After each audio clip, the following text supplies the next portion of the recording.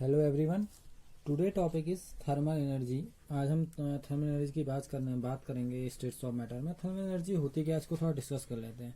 मैं आपको एनसीईआरटी की बुक से इसे समझाने की कोशिश कर रहा हूँ कि कोई पॉइंट हमारा छूटे ना, और आप जब इसे घर में आप करें तो आपको और समझ में आइए वीडियो की हेल्प से। तो थर्मल एनर्जी क्या होती है? ये एक ऐसी एनर्जी है, देखिए थर्मल मतलब क्या होगा। तो इसको अगर हम सीधे से अगर सिंपल लैंग्वेज में बोलेंगे, जब मॉलिक्यूल्स किस में होते हैं, एटम में मॉलिक्यूल्स मोशन में होते हैं, तब ये एनर्जी प्रोड्यूस होती है। तो क्या कर रहा है, thermal energy is the energy of a body arising from motion of its atom and molecules.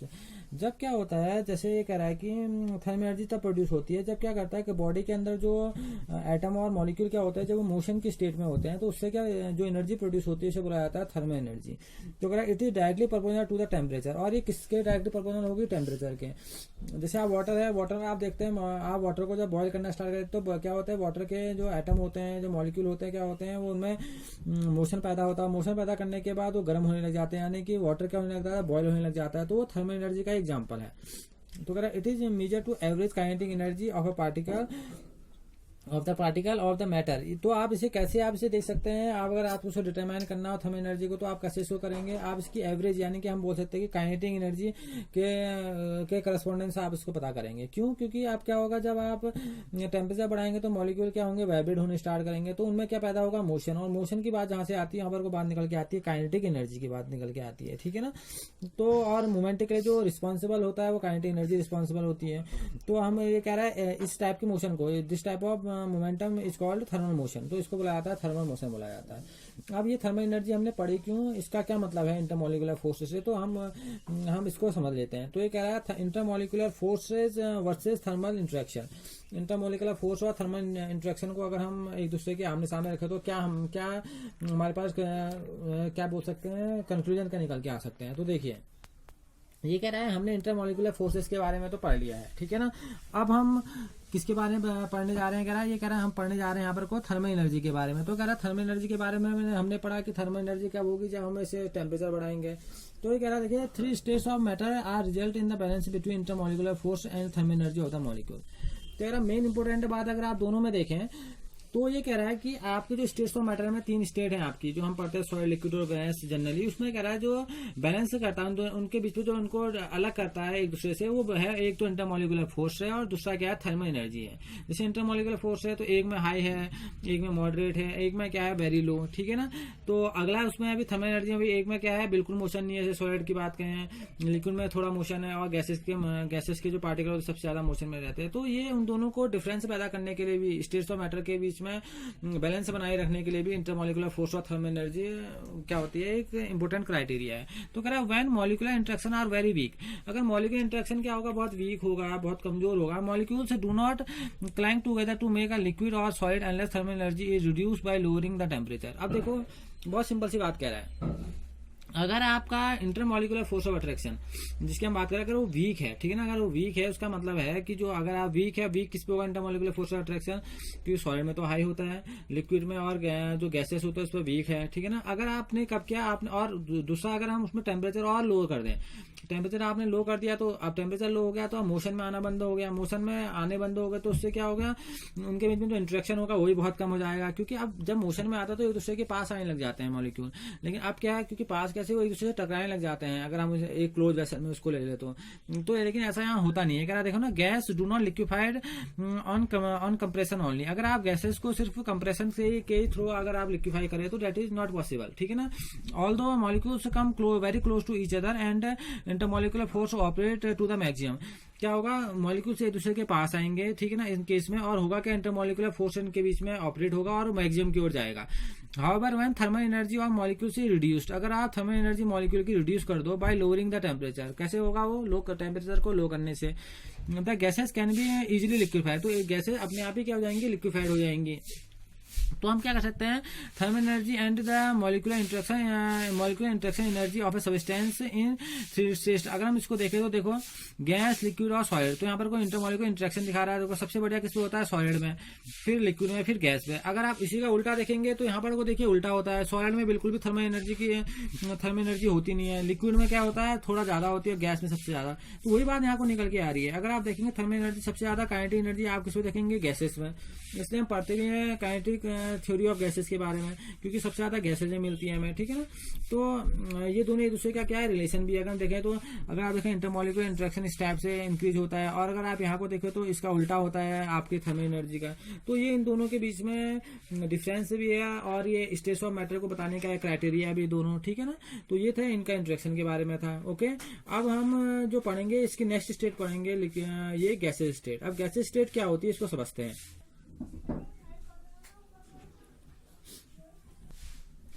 Gases state, अब गैसेज स्टेट क्या है, हम अगर हमें सिंपल बोले तो हमने स्टेट ऑफ मैटर में पढ़ी थी। तो गैसेज स्टेट क्या है, जिनके बीच में इंटरमॉलिक्यूलर फोर्स ऑफ अट्रैक्शन बहुत वीक होता है, ठीक है ना, जिसके एटम या मॉलिक्यूल एक दूसरे से बहुत ज्यादा क्या होता है डिस्टेंस पे बने हुए रहते हैं, ठीक है। अगर जैसे जिनमें कंप्रेसिबिलिटी सबसे अच्छी हो सकती है, जिन्हें हम कंप्रेस कर सकते हैं, ठीक है ना, जिनमें टेम्परेचर और प्रेशर का इफेक्ट बहुत अच्छा दिख सकता है, हम कर सकते हैं उसको। तो ये सब चीजें किसके अंदर आती है, गैसेज स्टेट के अंदर आती हैं, ठीक है। तो अब हमने गैसेज स्टेट के बारे में आपको डिस्कस करना है, इसकी और प्रॉपर्टीज के बारे में डिस्कस करना है। यहाँ पर एक कुछ एलिमेंट दिखा रहा है जो किस पे रहते हैं, गैसेज स्टेट में बने हुए रहते हैं, जैसे कि हाइड्रोजन है, नाइट्रोजन है, ऑक्सीजन है, फ्लोरीन है, क्लोरीन है, और जितनी भी हमारी नोबल गैसेज हैं ये पीरियोडिक टेबल में किस रूप में एग्जिस्ट करती हैं, गैसेज के रूप में एग्जिस्ट करती हैं। तो अब गैसेज क्या है इसको थोड़ा सा समझ लेते हैं। जैसे गैसेज को हम कैसे कैरेक्टराइज करेंगे, कैसे उसके कैरेक्टर के बारे में पता करेंगे। तो पहली बात तो है gases are highly compressible. Gases क्या होती हैं, हाईली कंप्रेसिबल होती है। इनमें सबसे अच्छा आप प्रेशर का इफेक्ट देख सकते हैं। Gases exert pressure equally in all direction. Gases क्या होती है, हर एक डायरेक्शन में क्या होती है, बराबर रूप से क्या करती हैं, प्रेशर लगाती हैं। Gases have much lower density than the solid and liquids. इनमें डेंसिटी बहुत कम होती है सॉलिड और लिक्विड की अपेक्षा। क्यों होती है, क्योंकि इनके जो पार्टिकल होते हैं एक दूसरे से काफी दूरी पर रहते हैं, जिसकी वजह से इनके बीच में ये कह सकते हैं कि इंटरमॉलिक्यूलर फोर्स ऑफ अट्रैक्शन बहुत वीक होता है। जैसे इनकी डेंसिटी बहुत, इसकी वजह से इनकी डेंसिटी क्या होती है, बहुत कम होती है। तो ये लो डेंस वाले केस हैं। The volume and the shape of gases are not fix. इनका वॉल्यूम और शेप फिक्स है ही नहीं, क्योंकि इनके ये क्या होते हैं, मॉलिक्यूल एक दूसरे से काफी दूर रहते हैं, ठीक है। तो इनके अगर हम किसी कंटेनर में डालते हैं माना इसको, तब तो हम इसके वॉल्यूम और शेप की बात कर सकते हैं। लेकिन अगर हम इसको वैसे अगर हम इसे ओपन में देखें, ओपन वेसल में देखें, तो इनके वॉल्यूम और शेप की बात नहीं की जा सकती है, ठीक। तो कह रहे gases mix evenly and completely in all proportion. गैसे क्या होती है, बराबर रूप से क्या होती है, पूरी कोई आपने विदाउट एनी मैकेनिकल ऐड करा, अगर आप कोई भी मैकेनिकल ऐड कुछ ना डालें, उसके बावजूद जो गैसें होंगी पूरी डायरेक्शन में हर तरह से क्या होंगी, कंप्लीटली क्या जाती है, मिक्स हो जाती हैं। तो अगर हम थोड़ा और समझे तो हम गैसेज क्या हैं, ये कह रहा है simplicity of gases is due to the fact that the force of attraction between the their molecules is negligible. इनके बीच में आप देखिए होता क्या है ना, मॉलिक्यूल काफी एक दूसरे से दूर हैं, ठीक है ना। अब एक अगर हम इस बात को समझे, अगर मैं आपसे कहूँ सिंपल में बोलो तो एक मॉलिक्यूल यहाँ है, इसका एक मॉलिक्यूल यहाँ है, एक मॉलिक्यूल है यहाँ, एक मॉलिक्यूल यहाँ, इतनी दूरी पर है। तो हम इसी से बोल सकते हैं इनके बीच में जो इंटरमॉलिक्यूलर फोर्स ऑफ अट्रैक्शन है वो क्या बहुत वीक है, लगभग 0 हो जाता है। और इसके वजह से इनके इसी बिहेव की वजह से इन पर बहुत सारे लॉ भी बने हैं। जैसे मैंने आपसे पढ़ा था, हम गैसेस लॉ पढ़ेंगे, इसके बाद हम बॉयल्स लॉ पढ़ेंगे, हम चार्ल्स लॉ पढ़ेंगे। तो इसी वजह से बने हुए हैं, क्योंकि ये इस टाइप की प्रॉपर्टी को क्या करते हैं, शो करते हैं। तो वही बात यहाँ पर वो कह रहा है कि हम चाहे देखो हम एक्सपेरिमेंटल की बात करें, यहाँ पर को लॉ इनके रिलेशनशिप देखते हैं, हम रिलेशनशिप देखते हैं कि टेम्परेचर के रेस्पेक्ट में गैसेस कैसे काम करती है, वॉल्यूम में, प्रेशर में, ठीक है ना। और इसी रिलेशनशिप को बताने के लिए Boyle law, Charles law, Gay Lussac law, इन लोगों ने गैसेस पर बहुत सारा काम किया है। अब 1 बाय 1 हम गैसेस लॉ के बारे में पढ़ेंगे। ओके, अब हम बात करते हैं गैस लॉज की। अब हमें कौन कौन से गैस लॉ पढ़ने हैं उसका डिस्कस हम करते हैं, ठीक है ना। तो गैस लॉ हमने कौन कौन से पढ़ने हैं इसको समझते हैं। जो गैस लॉ हमने पढ़ने हैं, देखिए हमने पढ़ना है पहले लॉ, इसमें आप देख रहे हैं कि बहुत सारे मैंने आपको बताया कि रिलायबल प्रॉपर्टीज आई हैं गैसेस के लिए, ठीक है ना। इसके लिए रॉबर्ट बॉयल ने 1662 में एक रिलेशनशिप निकाला था गैसेस के लिए, ठीक है। अब ये रिलेशनशिप क्या था, इसके बारे में बहुत इंपॉर्टेंट रिलेशनशिप है, गे-लुसाक ने निकाला, चार्ल्स ने निकाला है। एवोगैड्रो रूल्स हैं गैसेस स्टेट के लिए, जिन्होंने बहुत सारा इन्फॉर्मेशन दिया है गैसेस के बारे में। तो देख ही रहे हैं आप, जैसे बॉयल्स लॉ में काफी स्टार लगाए गए हैं, आपको लग रहा होगा कि बहुत ज्यादा इंपॉर्टेंट है, क्योंकि ये प्रेशर वॉल्यूम रिलेशनशिप है। बहुत बार ये बॉयल्स लॉ से इनके नाम से नहीं भी आता है, तो ये किस नाम से आता है, ये आता है कि वॉल्यूम प्रेशर रिलेशनशिप बताइए आप। तो बहुत ही सिंपल, इसको समझना बहुत ही ईजी है। देखिए क्या कर रहा है, on the basis of his experiment, कौन सा, बॉयल के जो एक्सपेरिमेंट था उन्होंने क्या बताया था, रॉबर्ट बॉयल ने क्या कंक्लूजन निकाले, इन्होंने बोला eight constant temperature the pressure of a fixed amount, बहुत इंपॉर्टेंट ये बोला एट कांस्टेंट टेम्परेचर, टेम्परेचर को आप कांस्टेंट कर लेंगे, ठीक है ना। The pressure of a fixed amount of gas varies inversely of its with its volume. बहुत सिंपल है, ये बोल रहा है कांस्टेंट कर लीजिए आप, किसको, टेम्परेचर कांस्टेंट कर लीजिए, जो फिक्स्ड अमाउंट होगा, फिक्स्ड अमाउंट मतलब नंबर ऑफ मोल्स की बात यहाँ पर को हो रही है, ठीक है ना, गैस के कितने नंबर ऑफ मोल्स हैं, ठीक है ना, वो किसके इनवर्सली प्रोपोर्शनल होते हैं, इसके वॉल्यूम के। अगर हमसे एक मैथमेटिकली इसको समझे तो हम बोलेंगे pressure is inversely proportional to volume at constant temperature T. बहुत सिंपल, और टेम्परेचर भी कांस्टेंट है और नंबर ऑफ मोल से भी क्या है, कांस्टेंट है, फिक्स्ड है। तो ये एन हो गया यहाँ पर को, दोनों के यहाँ पे कांस्टेंट है। तो बहुत सिंपल है, at constant temperature at the pressure of the gas is inversely proportional to the volume. Inversely proportional किसके है, वॉल्यूम के। तो क्या होगा, अब इस प्रोपोर्शनलिटी साइन को हटाएंगे तो क्या लगा देते हैं यहाँ पर को हम K1। तो क्या हो गया आपका, प्रोपोर्शनलिटी कांस्टेंट हो गया K1, तो क्या हो गया P equal to K1 1/V, ठीक है ना, इंटू 1/V, ठीक है ना। The value of K1 depends upon the amount of gas. बिल्कुल ये बात, क्योंकि उसने बोला कि जो अमाउंट ऑफ गैस वाली बात है, नंबर ऑफ मोल्स वाली बात जहां पर को निकल आ रही है, क्योंकि वो क्या वहां पर को फिक्स्ड है।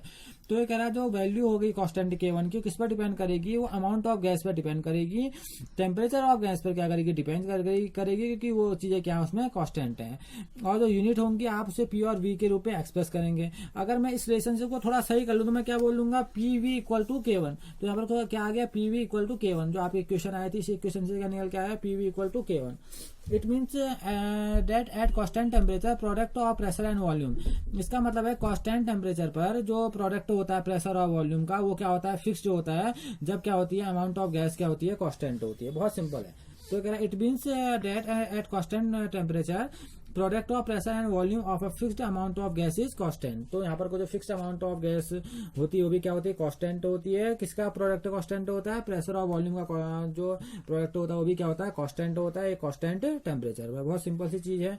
अगर क्या करा है, if a fixed amount of gas at constant temperature T occupying volume V1 and pressure P1। अगर आपने दो गैसें ले लिए, पहले का प्रेशर P1 हो गया और दूसरे का P2 हो गया, और वॉल्यूम V1 और दूसरे का क्या हो गया, V2 हो गया, और टेम्परेचर तो आपका क्या है, कांस्टेंट है। तो बॉयल्स लॉ किस प्रकार काम करता है, P1 V1 equal to P2 V2। अगर और दूसरी भी होती तो क्या होता है, P3 V3 उसके इक्वल आती है। इक्वल जितना भी सब कुछ आएगा, प्रेशर और वॉल्यूम का जो भी प्रोडक्ट आएगा वो किसके बराबर आएगा, कांस्टेंट के बराबर आएगा, ठीक है ना। तो यहाँ पर कुछ थोड़ा सा सही कर देंगे तो क्या आ जाएगा, P1 upon P2 equal to V2 upon V1। आपको ये इस रूप में भी दिख सकता है, स्टेटमेंट में कभी 1 मार्क्स में पूछता है कंपटीशन में, या आपको इस रूप में भी दिख सकता है, ठीक है ना। आपको चाहे किसी भी रूप में दिखे, कौन सा लॉ होगा आपका, ये लॉ होगा आपका बॉयल्स लॉ। बॉयल्स लॉ का मतलब समझ आना सिंपल सा, कांस्टेंट टेम्परेचर।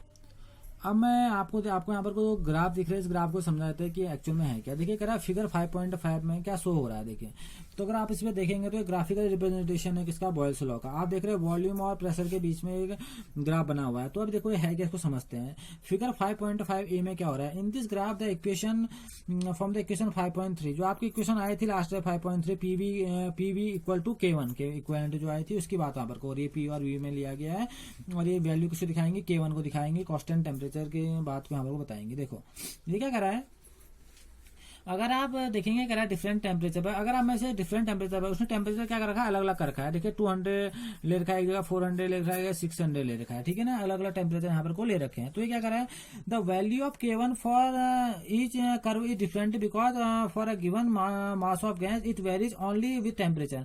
देखो ने बहुत सिंपल सी बात बोली है। अब है क्या, हमारा है PV इक्वल टू K1। अब K1 है, K1 मतलब क्या है, बार कांस्टेंट टेम्परेचर की बात हो रही है। तो यहाँ पर को देखिए 200 K में ले लिए, 400 में लीजिए, 600 K में लीजिए। अब वो डिपेंड किस पे करती है, मास ऑफ, उन्हें बोला ना मास ऑफ गैस कितना मास है, उसका अमाउंट कितना है। तो यहाँ पर कोई एक आपको क्या मिलेगा, कांस्टेंट आपको क्या मिलता है, इन तीनों में एक कांस्टेंट ग्राफ मिलता है। कह रहा है देखिए, ये कह रहा था value of K1 for the each curve of different, हर एक कर्व अलग अलग आएगा क्योंकि आपने टेम्परेचर हर जगह क्या रखे हैं, अलग अलग रखे हैं, ठीक। तो ये कह रहा है because of A given mass of gas it varies only with temperature, क्योंकि जो मास ऑफ गैस होगी सिर्फ किस पे वेरी कर सकती है, वो टेम्परेचर के रिस्पेक्ट में वेरी कर सकती है। और अगर आपने टेम्परेचर वेरी करा दिए तो उसमें हर जगह क्या होंगे, आप ग्राफ भी क्या आएंगे, अलग अलग आएंगे, ठीक है। तो ये कह रहा है each curve correspond to a different constant temperature and known as isotherm. इसलिए इसको क्या बोला जाता है, आइसोथर्म बोला जाता है। आइसोथर्म मतलब होता है कांस्टेंट टेम्परेचर का प्लॉट है। कांस्टेंट टेम्परेचर यानी कि पहला टेम्परेचर 600 K में रखा गया है, फिर 400 K में, फिर 200 K में। तो कांस्टेंट टेम्परेचर प्लॉट है। Higher curve correspond to higher temperature, higher curve higher temperature को दिखाएगा। It should be noted that volume of the gas doubles if pressure is halved. बहुत सिंपल सी बात हो रहा है, बहुत इंपॉर्टेंट बात भी बोल रहा है। ये बोला, इसको नोट कर लीजिए, जो वॉल्यूम होगा गैस का वो डबल हो जाएगा, ठीक है ना, अगर आपने प्रेशर क्या कर दिया, हाफ कर दिया। अगर आपका प्रेशर हाफ होगा, ठीक है ना, अगर आपका प्रेशर हाफ होगा तो सीधी सी बात वो बोल रहा है जो उसका, अब देखिए क्या कर रहा है, बहुत इंपॉर्टेंट बात बोला है इसने यहाँ पर को, ये बोला it should be noted the volume of the gas, जो वॉल्यूम होगा गैस का वो डबल हो जाएगा। वॉल्यूम मतलब समझ में आ रहा है ना, प्रेशर अगर आपने कम कर दिया, प्रेशर आपने हाफ कर दिया तो वॉल्यूम डबल हो जाता है, ठीक है ना। तो ये इसी चीज को कह रहा है gives etch effect of pressure, ये आपको इफेक्ट ऑफ वॉल्यूम के उसमें दिखा रहा है, ठीक है ना। अब इसमें एक और फिगर बना हुआ है जिसे हम कह रहे हैं फिगर 5.5 बी की बात करें। इसमें क्या हो रहा है, फिर देखिए यहाँ पर कोई वॉल्यूम 1/v और प्रेशर, जो आपकी इक्वेशन आई थी लास्ट में, उस इक्वेशन की बात आ रही है, P1V1 इक्वल टू P2V2 वाला आ रहा था ना, जो लास्ट में इक्वेशन 1/v, ठीक है ना, जो हमने बोला था pressure is inversely proportional to 1/v वाला, वो इक्वेशन है। अब देखो क्या कर रहा है, it is a straight line graph, ये एक स्ट्रेट लाइन ग्राफ है, अलग अलग टेम्परेचर T1 T2 और T3 पर, ठीक है ना, जो कहां से जा रही है, ओरिजिन से होते हुए जा रही है। तो क्या कर रहा है देखो, However, at high pressure gases deviate from boil law। अगर आप कह रहा है, अगर आप प्रेशर क्या करेंगे, कह रहा है हाई प्रेशर करेंगे तो ये डिविएट होने लग जाती हैं, इनमें बदलाव आने लग जाता है। अगर आप प्रेशर क्या करेंगे, हाई करेंगे। देखो होता क्या है, अगर P is inversely proportional to volume है, अगर आप वॉल्यूम बढ़ाएंगे प्रेशर घटेगा, प्रेशर घटाएंगे वॉल्यूम बढ़ाएंगे प्रेशर घटेगा, अगर वॉल्यूम आप घटाएंगे तो क्या होगा, प्रेशर बढ़ेगा, और अगर इसे क्या करेंगे, आप घटाने की कोशिश करेंगे तो वही प्रेशर बढ़ने वाला, और इसे बढ़ाने की कोशिश करेंगे तो प्रेशर घटेगा। तो एक दूसरे का इनवर्सली प्रोपोर्शनल है, उल्टे होंगे एक दूसरे के। तो ये क्या कर रहा है, हाईवर एट हाई प्रेशर, अगर प्रेशर क्या आपका हाई है, ठीक है ना, आपने प्रेशर की वैल्यू बहुत ज्यादा रख दी है, इंक्रीज कर रहे हैं, गैसेस डिविएट करने लग जाती है बॉयल्स लॉ से, ठीक है ना, क्योंकि उसने क्या बोला है, कांस्टेंट, अगर आपने प्रेशर बहुत ज्यादा कर रहे हैं, हाई प्रेशर कर रहे हैं, तो फिर क्या होगा, वो डिविएट करने लग जाती है बॉयल्स लॉ में। Under such condition a straight line is not obtain, ऐसी कंडीशन में कहीं भी स्ट्रेट लाइन नहीं आएगा। ये जो स्ट्रेट लाइन आ रही है इसकी वजह यह है कि आपका जो है प्रेशर कम है, प्रेशर एक सही अमाउंट में है। अगर आपने प्रेशर की वैल्यू बहुत हाई कर दी, हाई मतलब तो फिर वो इंडिपेंडेंट हो गया है, किससे, टेम्परेचर से इंडिपेंडेंट हो गया है प्रेशर का मतलब है। इसका मतलब है कि आपकी स्ट्रेट लाइन ग्राफ नहीं आएंगे। तो कह रहा है experiment of Boyle, it is a quantitative manner prove that the gases are highly compressible. देखिए इसने बताया था कि गैसें क्या होती हैं, हाईली कंप्रेसिबल होती हैं, because when a given mass of gas is compressed, अगर आप किसी मास में, मतलब आप कोई अमाउंट ऑफ गैस क्या कर रहे हैं, कंप्रेस कर रहे हैं, the same number of molecule occupy smaller space, तो हर एक मॉलिक्यूल एक स्मॉलर स्पेस में आना पसंद करता है, ठीक है ना, तो उस नंबर में आ जाता है वो, ठीक है ना। This means that gas becomes denser, इसका मतलब होता है कि हाई प्रेशर में गैसेस और क्या आती है, डेंसर हो जाती है, एक दूसरे के पास हो जाती है, उनकी डेंसिटी बढ़ जाती है। Relationship can be obtained between density and pressure of a gas by using Boyle's law, ठीक है ना। आप और बॉयल्स लॉ के अकॉर्डिंग ही क्या निकालते हैं आप, डेंसिटी की भी, आप डेंसिटी को भी क्या करते हैं, डिफाइन करते हैं। तो डेंसिटी क्या है, डी से डिनोट किया जाता है, इसका मतलब क्या होता है, mass of volume, mass upon क्या होता है, वॉल्यूम। तो देखिए क्या आपका दिख रहा होगा, relationship D equal to M upon V, ठीक है ना। ये कहां से आया, यहीं से निकल के आया, तो सिंपल से बोला, इसका मतलब है अगर आप गैसेस पर हाई प्रेशर में रखेंगे तो बहुत सारी डेंसर हो जाती है, बहुत ज्यादा डेंसिटी उनकी बढ़ जाती है। तो यहाँ से आपको एक और रिलेशनशिप निकला डेंसिटी का, और डेंसिटी मतलब क्या, मास अपॉन क्या हो गया, वॉल्यूम हो गया, ठीक है ना। तो वो भी किसके इफेक्ट की वजह से आया है, वही प्रेशर के ही इफेक्ट की वजह से आया है। तो रिलेशनशिप बिटवीन क्या करा, density and pressure of a gas using Boyle's law, आप बॉयल्स लॉ के यूज करने पर भी इसको ला सकते हैं। तो अगर आप बॉयल्स लॉ इक्वेशन लाएंगे तो बॉयल्स लॉ में भी आप डेंसिटी की बात कर सकते हैं प्रेशर के रिस्पेक्ट में। तो देख लीजिए, आपने वॉल्यूम बोला था ना, तो क्या आया था, एम अपॉन वी की बात आई थी, तो वी की जगह आपने क्या रखना है वहां पर, कभी आपने देखा जो प्रेशर, जो रिलेशनशिप है हमारा, किसका रिलेशनशिप है, P is inversely proportional to 1/v, ठीक है ना। तो यहाँ से आप इसको क्या, वी की वैल्यू को उठा के यहाँ रख दीजिए, ठीक है ना। अब यहाँ से क्या निकल के आया था हमारा, यहाँ से हमारा क्या निकल आया, पी इक्वल टू K1/v। तो आप इसको क्या करेंगे, आप यहाँ रखेंगे, यानी कि वी की वैल्यू रखेंगे तो क्या आएगा, यहाँ पर आपको वी की वैल्यू रखेंगे तो आपके ये वैल्यू यहाँ पर को रखे देखिए, तो क्या आ जाएगा, M upon K1 into P, तो क्या निकल आएगा, K'(P), तो इसकी वैल्यू को क्या बोल दिया, K' बोल दिया।